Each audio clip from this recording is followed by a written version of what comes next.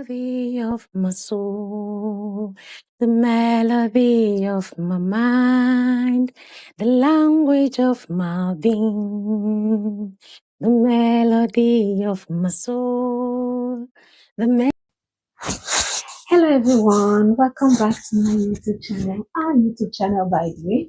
You're welcome. How are you all doing? Trust you're keeping well, by the way. Okay, so if you are new in this channel just now, this is EY Trading, and this channel is focused on wellness, and it's also focused on wellness and which cuts across both your financial wellness, which we describe as the money talks. It's focused on your kind of social wellness, which we call the small talks and the world around you. And we are also focused on wellness generally, okay, especially also gratitude as well. So, and if you are seeing my face for the first time, my name is Eya, and I'm going to be your host and guide towards a journey of a holistic life mastery just now. Okay, so if you are a new subscriber to ourselves, wow, drum roll. Thank you for subscribing to our channel. We are more than happy to have you as part of this community. I am sincerely grateful for you subscribing and for being part of this community. Okay, so please thank you so much.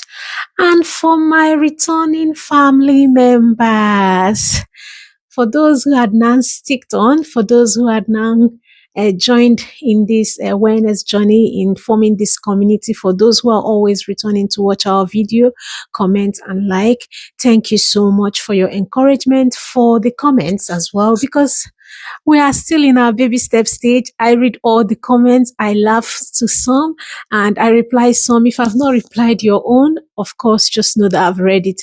Thank you so much for the engagement as well. Okay. So now, today, this is like a follow-up video on the video we just uploaded previously, and that video we uploaded was on stress, and that is kind of stress management approaches for migrants in the UK. So if you've not watched that video, you can find the video in our awareness series. Okay, it is there. It's just more like a playlist as well. You can watch the whole playlist to just have an understanding of how far we've come so far. So now, why this is like a follow-up is that we wanted to talk about some practical kind of approaches other than just theoretical, just general kind, practical things that you can start doing as a migrant in the UK to help your stress, to manage your stress, and to kind of support yourself the best way you can. So now, number one is something I describe as the mom stress. Hello, mommies in the house. Hello, mommies.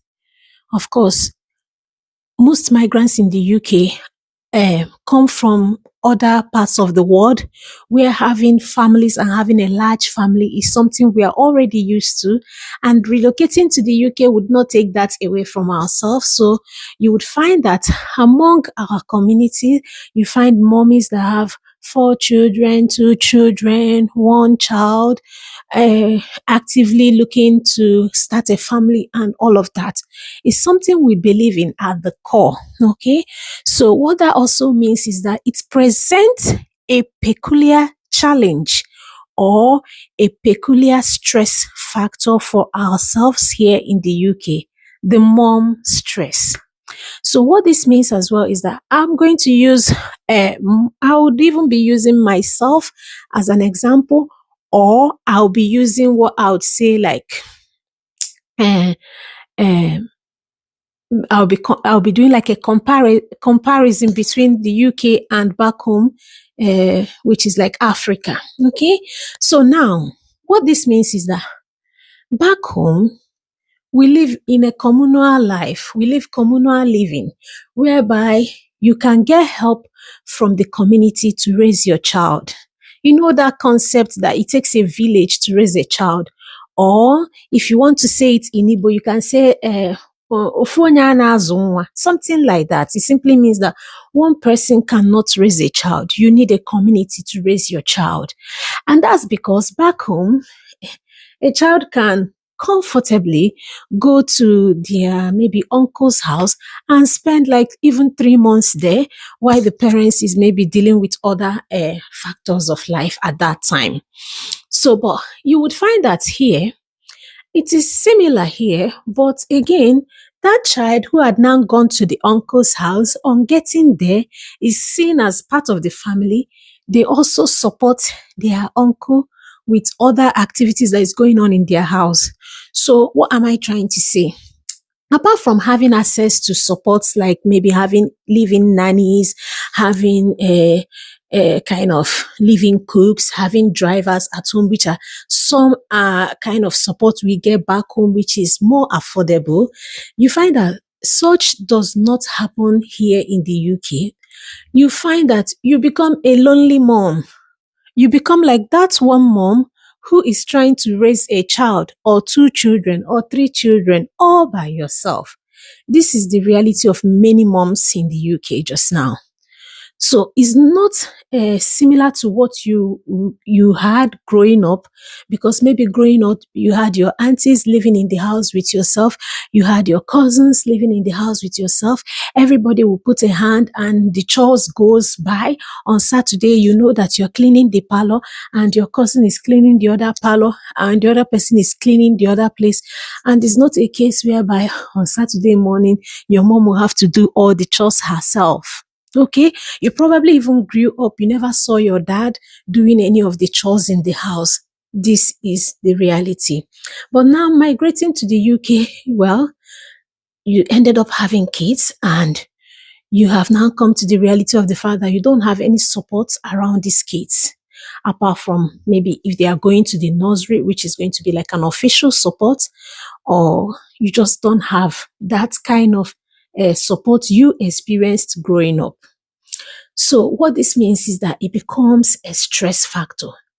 And this is also the secret why so many immigrant families in the UK are under immense pressure. This is also the reason why so many immigrant communities in the UK, their families are beginning to crack up. It's a popular thing now within the African community that you find that the divorce rate is going high. And at the core of this is not having any support at the home front. So as a mom, you work around the clock taking care of the family, taking care of your daughter or your children if you had many, and then you go to your normal work as well and come back, and the stress is breaking you down. Now, for some couples who have understanding, for some couples who do not have what I would describe as the ego factor, because we cannot rub off what we already experience growing up, or what we already know, or what we expect life to be, or how we expect life to be. It's not something we can just wipe off. Let's wipe it off. It doesn't exist. So for our men, they also grew up in that similar environment where we grew up back home, where they never saw their father doing any house chores, and where they saw the women take charge of the home front and all of that. But now migrating to the UK, that's different. And for some men who has that egocentric personality that feels like, excuse my language, but I'm just speaking from my heart today as well. So that egocentric personality that feels like, I am the head of the home. I should not be doing the hoover. I am the head of the home. I cannot make bed. I am the head of the home. Of course, you cannot find me in the kitchen. I am the head of the home. What's my business with a diaper? I am the head of the home. You understand? So you find that if you are now a mom or a wife to such a person, what it means is that your own stress will be out of the world. Your own stress factor will be out of the world because something is missing. You also have to go to work. Even if you were not working, even running the home all by yourself, hands on, is not for, is not a child's play at all. So now, I'm not here to rant and rant and rant away just now to maybe tell you this, tell you that, rant away. I'm now here to kind of suggest kind of a way out for moms to manage this stress, which is a main stress factor faced by a lot of first generational migrant mom. The only difference between us and the rest of the community in the UK is that for them, they have their moms, they have their aunties, they have their uncles, they have their relatives all around them. And they still get similar support as we do get back home while growing up. But for us now, we are maybe isolated from our mommies, our grandparents, our aunties, our brothers, our sisters. So we are just left with our partner and our children, and maybe the few friends we make. So what then do? We have to now find our own uncles, our own sisters, our own brothers, our own auntie. Because there is an Igbo adage that says, one day the number. Okay? And truly, it takes a community to raise a child. Don't ever think you can muzzle it down alone. You can do all the chores. You can do all this and all that and all that all by yourself. So, you and your husband have to start intentionally finding your own community, your own mom bubbles. Find people you are going to partner with to raise your children with and to raise their own children with. Because, of course, you have a lot of us here now already. But what I don't understand is why people find it difficult to form such partnerships. Because of value systems, I do understand that. Because you might see someone, the work schedule might work, but your value systems are different. Because if you are a Christian, you don't want to leave your child with a pagan. You don't want your child being exposed to pagan beliefs. This is an example I'm giving, not to say that this is better than this. No. But what I'm trying to say is that you need to find your bubble. You need to find people with similar value systems with yourself. You need to find people who probably speak similar language or languages that you're interested for your child to learn speaking. And you need to intentionally form partnerships with them. There is no way 4 adults would come together, look at their work schedule for the year, look at who is going to be available when, and who is going to do school run when. Let me give you an instance. You can form such partnership, maybe like you have a sister-in-law in the UK, and yourself, you're also in the UK, and your sister-in-law has children, and you also have children. You can partner with your sister-in-law on maybe like something like school run, especially if the children goes to the same school. You can do the school run this week, and she will do the school run next week. As such, you've reduced some stress for yourself. Again, you can partner something like, okay, if we are going for Christmas holiday this week, you will help us watch our babies. We'll go for a couple kind of Christmas outing. And whenever you want to go, we can help you watch your baby while you go and come back. Be intentional about partnerships around child minding, and be intentional about partnerships around getting support around your family. Even with shopping as well. Say, for example, you want to always go and shop in a particular place. Maybe it's even far away from your place. You can partner with another mom and say, my sister, can we always go for this shopping on the last Saturday of every month? I'll bring my car. Next one, you bring your car, you drive, I'll drive the next one. Even for hair making. A lot of moms from home, from back from Nigeria, we have the skills. We know how to braid hair. We know how to fix weave-ons. We know how to do all these things. But when we come here, due to maybe isolation or just the way the system works, and we don't become intentional about finding partnership, we can go a whole year we've not made our hair. What stops us from finding someone else who have the same similar skill? You make my hair this month and I make your hair this month, and we both will carry it for 2 months. Don't come before 2 months asking me to make your hair again. And after 2 months, we make another fresh one. Or after 1 month, you can set such schedules for yourself. And you will still kind of vibe.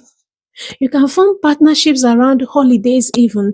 You kind of plan your outings together, plan your holidays together, and go in a small bubbles of your friends. I mean, wherever lives take you, wherever lives take you to. What I'm trying to say is that you need to find your squad. It takes a village truly to raise a child. Find your own village here. It mustn't even be people from your own kind of immigrant background or something. You can truly find your squad by just people who share similar values with yourself. Be intentional about that, okay? So that's one suggestion that I had, and I thought, we'll do like a follow-up video just now to discuss this in a little more details. Just be intentional about it. Be intentional about it. There are mom bubbles that I've heard of. I've not even participated. So it's like a mom bubble of 5 ladies. What do they do? On your birthdays, everyone will contribute a certain amount of money for yourself, and the 5 of them will all come out to take you out on your birthday. You go have a lovely meal. They snap pictures with yourself, and they repeat it 5 times every year for each and every mom in the bubble. So it's like a birthday bubble they have, mom's birthday bubble. So on your own birthday, we can all decide to go for a spa session. We all contribute money to make it happen, and the focus will be on you to celebrate you. And the next maybe 2 months or 3 months, when it is another person's turn for their birthday, we repeat something similar or a new idea that suits them as a person. Can we all start being intentional about finding our own village? That now we are in the United Kingdom, let's find our own village. Let's be intentional about finding our squad, about finding our bubble, and about making it happen for ourselves. So that's about mom's stress, okay? Moms, take it easy. Apart from finding your own bubble and anything, no do pass yourself. I'm also telling this to myself as well. No do pass yourself. Take it easy. Take it easy. More than anything, remember that your children would like to see a well you, a whole you, a happy you. Not a stressed mom, not a mom that is constantly nagging about everything because her life is almost bending due to stress. No do pass yourself. Do what you can do and leave what you can't. Yeah, some of us grew up in a very perfect environment. I, for one, I grew up in a very clean home. We probably didn't have a very big house, but that house we had was constantly clean. We had a mom that had like a cleaning routine that she integrated all of us into it. So I'm used to having like a very perfect environment. Everything had a place. But now that you found yourself in an environment that is just yourself, to lift a shoulder, to lift a pin and drop it would be you and no one else. What do? You do things at your pace. Do it at your pace. No do pass yourself. At your pace. At your pace. No do pass yourself. You see, this is not the season that you have to be doing passing yourself. Nemo, stress is real. You see, stress is a real thing. It is a real thing. So take it easy. Easy peasy, easy peasy, easy peasy. I don't know why I'm led to talk about this. Maybe from experience as well, But more than anything, I feel like if this is even addressed, it would even save a lot of marriages in the UK. You see all these marriages that, today they are breaking up, this one, they call police, they do this.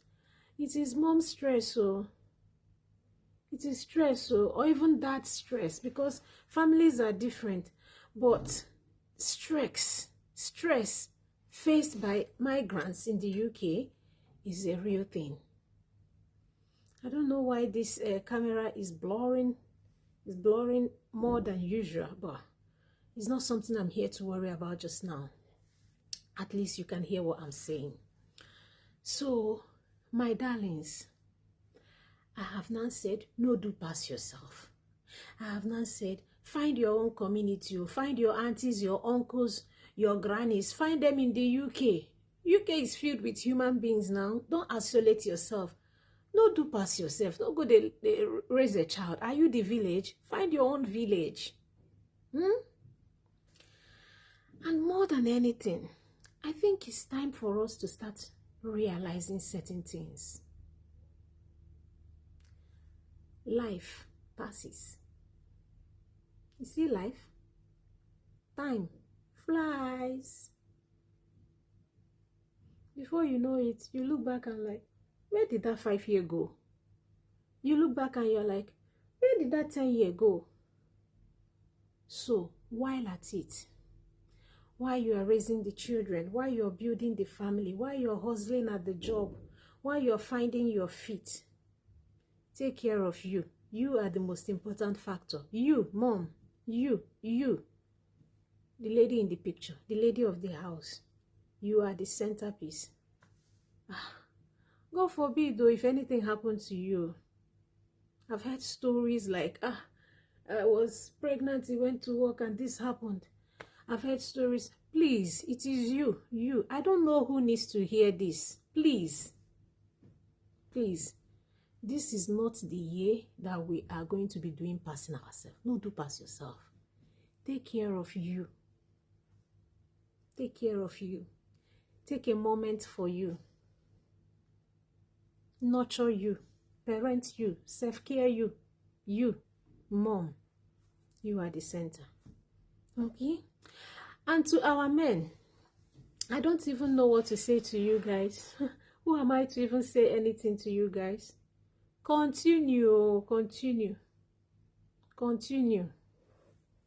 I want to even refer to those men that intentionally, even after they have understood the system and how the system works and what works for the system and what is favorable for the system, they still intentionally choose to believe or hold on to the mentality they have from back home that, oh, this is this, men shouldn't do this, men shouldn't do that. Man. And sometimes you go to gatherings and they are just busy digesting the argument, honoring the stand, and you ask yourself, where is your empathy? So because a narrative suits you as a person, because a narrative, oh, I'm the man of the house, I should not be doing this, means you can turn a blind eye when your baby is crying by 2 a.m. in the night and your wife is just struggling, staying awake all by herself. So you can comfortably you turn a blind eye and you're snoring and waiting for her to wake you up and maybe ask you to give a wee hand. Because that narrative you have suits you and preserves your own self-ego, your own self-physical health and everything. You want to run with the narrative. Good luck. Good luck.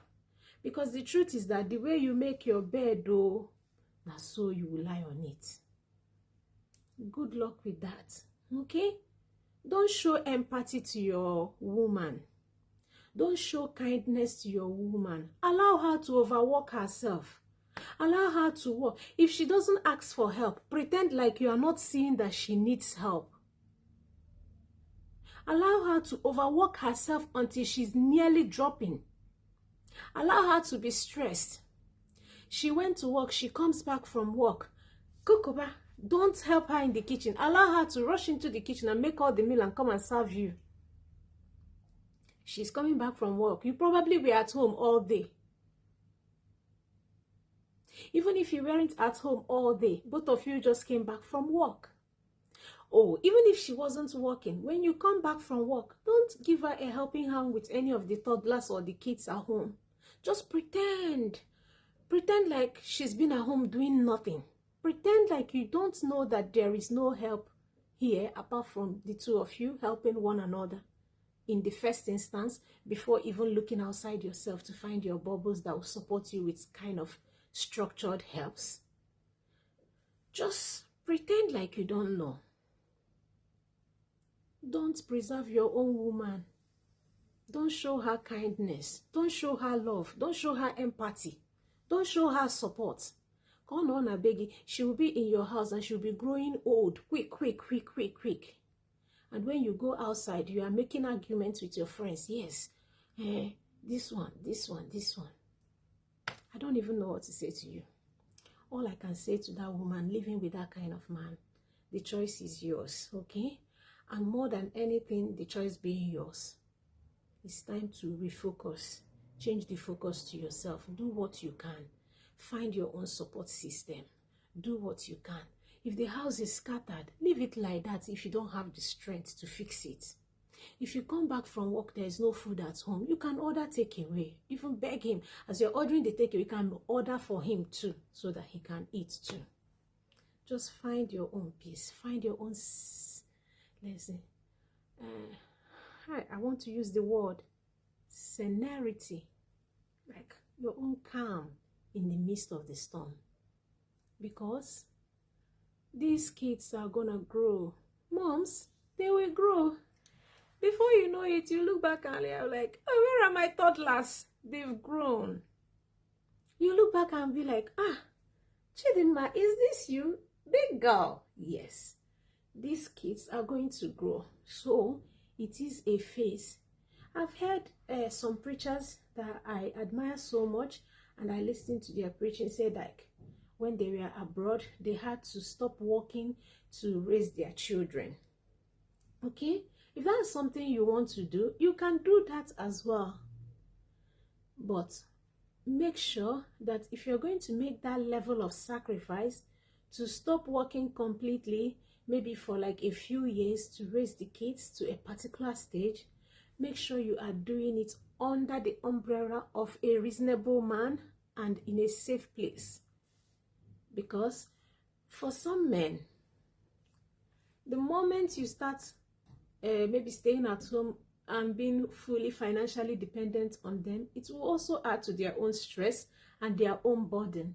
And what that also means is that it will also lead to resentment. They'll start resenting you because they'll feel like you are becoming like a burden. No one wants a burden, not today.